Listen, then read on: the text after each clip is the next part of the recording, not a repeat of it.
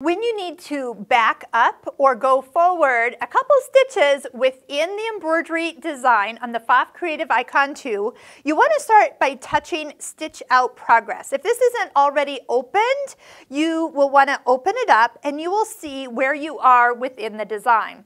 Now, why would we need to kind of back up a few stitches or go forward a few stitches? So we're in the middle of a design right now and I've just kind of stopped it randomly. Technically, I'm on stitch 7,500 and so, but if I kind of touch the minus sign, I'm backing up one stitch at a time in the design.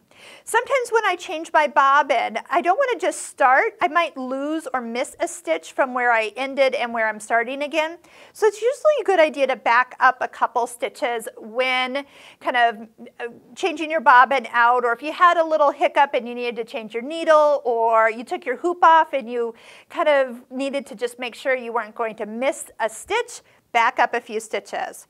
Now, if you do need to go back a significant amount, you can go ahead and touch and hold your finger on the minus sign, and it does start jumping through the stitches much quicker. Kind of starts to jump 100 stitches at a time and faster. So if you hold it down, if you just do one touch, you also are seeing where you are within that design. So if you zoom in on the plus, you can get really close and personal to where you are within that design. So if you're unsure where you are, you can always turn the hand wheel, sink the needle down, see if you're close to where you want to be.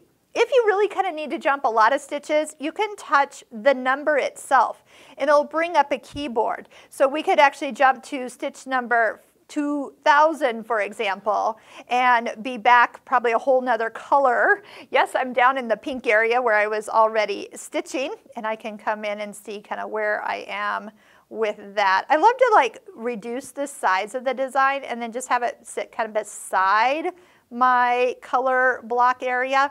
That's super easy. So if again, I wanted to come back to kind of where I was, 75, I'll just do 20. I know I was in that range. And then I can kind of tap into position and get me exactly where I need to be. So if there's ever a time you need to back up, go forward, that's how you do it stitch by stitch. If you need to do it by color, all you could need to do is touch a whole entire color block, and that puts you to the first stitch of that color. So sometimes there's been times where I'll just like skip a color or skip a whole area of a design, and that way I can go right to the part I want to embroider. So keep that in mind when you're looking at a design. If you really just want to stitch this part of the design, remember you can skip over the other 4 colors and get to the one you want to stitch.